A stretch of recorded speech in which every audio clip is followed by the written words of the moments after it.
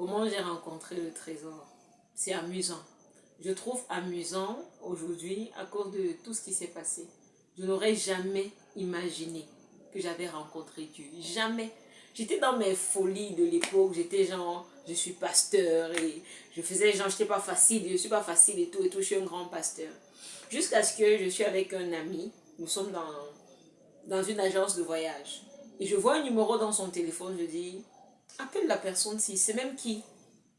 En fait, en réalité, je soupçonnais que peut-être il est en train de trahir Dieu. Je croyais qu'il avait peut-être une relation, il ne me disait pas. Il me dit non, non, non, c'est une chrétienne que j'ai rencontrée comme ça, elle est née de nouveau et tout et tout. Je dis bon, appelle, appelle, on ne sait jamais. Il prend le téléphone, il se met à appeler, il cause bien et tout. Elle était sympathique au téléphone. Je dis que le pasteur veut la voir, dis que ton pasteur veut la voir.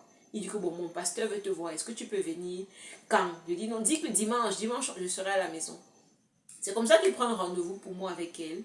Et elle était là au rendez-vous, à l'heure. C'est quand elle toque à ma porte que je dis, mais Bantio, qu'est-ce que tu as fait? Tu donnes rendez-vous à quelqu'un, tu ne la connais même pas. Tu ne sais même pas quelles sont ses difficultés. Là, voici qui s'est déplacé pour venir chez toi. Tu vas lui dire quoi? La vérité, c'est que quand elle a toqué, j'étais à l'intérieur, mais je fais comme si je n'étais pas à l'intérieur.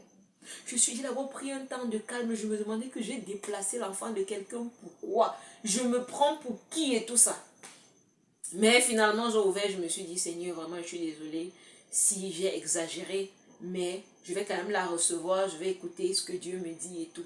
C'est comme ça que je l'ai reçue dans ma chambre, c'était ma petite chambre d'étudiante. On a causé, on a causé. Quand on parlait, la première chose que Dieu m'a dit la concernant, c'était son cœur. Il m'a dit, on l'accuse tellement, pourtant elle a un bon cœur. Il n'y a rien de mauvais dans son cœur.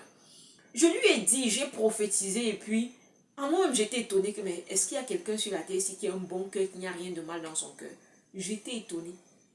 Mais j'ai fait genre, je suis pasteur, donc c'est normal que je vois les cœurs, c'est normal et tout. On a discuté. Quand on a fini, je lui ai parlé du ministère dans lequel je me trouvais. Elle m'a dit d'accord, je l'ai invitée à l'église, elle m'a dit qu'elle allait arriver à l'église. Je crois qu'on avait culte environ. La semaine qui suivait, on avait culte. Et elle est venue encore à l'heure. C'est comme ça que ma marche avec Dieu a commencé. Je pensais que j'étais le pasteur de Dieu. Je pensais que c'était mon membre. Je pensais que j'étais censé veiller sur elle. C'est comme ça que ça a commencé. Je vais continuer à te raconter l'histoire.